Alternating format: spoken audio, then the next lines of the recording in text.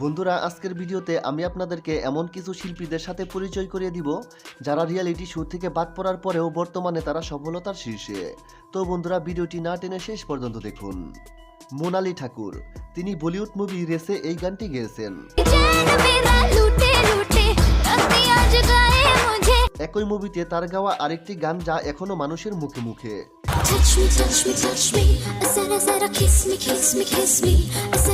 আর এই জনপ্রিয় গানের শিল্পী মোনালি ঠাকুর ইন্ডিয়ান আইডল সেশন 2 থেকে বাদ পড়ে যান। কিন্তু এত বড় শো থেকে বাদ পড়ার পরেও তিনি তার নিজের কণ্ঠের জুড়ে ন্যাশনাল অ্যাওয়ার্ড নিজের নামে করে নেন।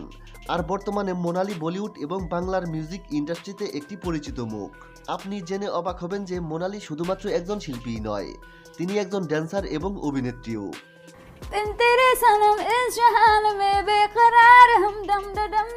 Neha Kakkar, Indian Idol session 5-এ তিনি তার নিজের স্বপ্ন পূরণ করার জন্য অডিশন দেন।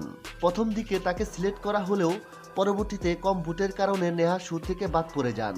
রিজেক্ট হওয়ার পরেও তিনি সঙ্গীত চর্চা চালিয়ে যান।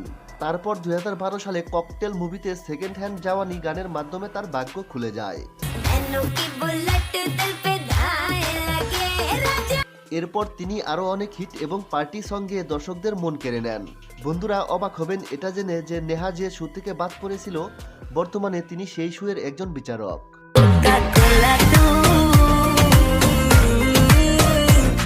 অরিজিৎ সিং, তিনি এমন একজন সঙ্গীত শিল্পী, তাকে চেনেন না এমন মানুষ খুব কমই আছে।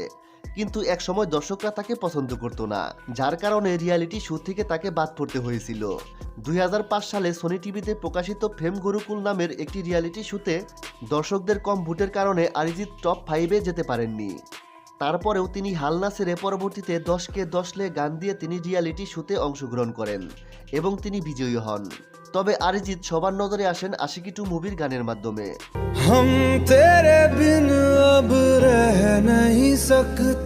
আর বর্তমানে তিনি ভারতীয় সঙ্গীত ইন্ডাস্ট্রিতে হাইস্ট পেইড সিঙ্গার।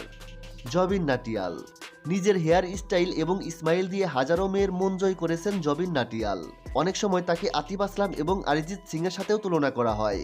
তিনি তার প্রথম অডিশনে সোনু নিগমের কাছ থেকে রিজেক্ট হয়েছিলেন, তারপরেও তিনি হাল ছাড়েননি। তিনি বিভিন্ন লাইভ শোতে বিভিন্ন মুভির গান গাইতেন।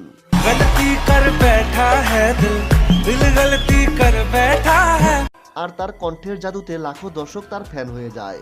আর এরপর থেকে তাকে আর পেছন দিকে তাকাতে হয়নি। তিনি শুধুমাত্র সঙ্গীতেই পারদর্শী নয়, গিটার, ড্রাম এবং পিয়ানো বাজাতেও তিনি পারদর্শী।